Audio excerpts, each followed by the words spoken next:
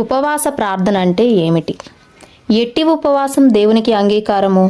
సాధారణంగా ఉపవాసం అంటే తినడానికి మంచి ఆహారం ఉండి, తినగలిగే శక్తి, ఆరోగ్యము ఉన్నా కూడా ఆహారం తీసుకోకపోవడమే ఉపవాసం అని అంటారు.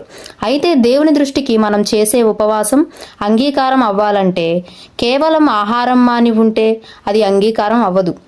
మరి ఎట్టి ఉపవాసం దేవునికి అంగీకారం అవుతుందో చూద్దాం.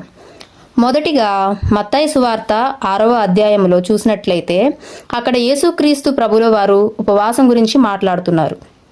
మీరు ఉపవాసము చేయునప్పుడు వేషధారుల వలె దుఃఖముఖులై ఉండకుడి. తాము ఉపవాసము చేయుచున్నట్టు మనుష్యులకు కనబడవలనని వారు తమ ముఖములను వికారము చేసుకుందురు. వారు తమ ఫలము పొందియున్నారని నిశ్చయముగా మీతో చెప్పుచున్నాను. ఉపవాసము చేయుచున్నట్టు మనుష్యులకు కనబడవలనని కాక రహస్యమందున్న నీ తండ్రికే కనబడవలనని నీవు ఉపవాసము చేయునప్పుడు నీ తల అంటుకొని నీ ముఖము కడుగుకొనుము. ఈ వచనముల ప్రకారం మనం ఉపవాసం ఉన్నప్పుడు రహస్యమందున్న తండ్రికి కనబడాలని, ఆయనకు మనము ప్రార్థించాలని అర్థమవుతుంది.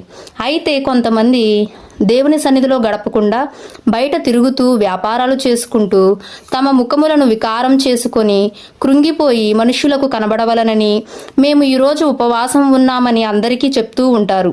ఇట్టి ఉపవాసం దేవునికి అంగీకారం అవ్వదు.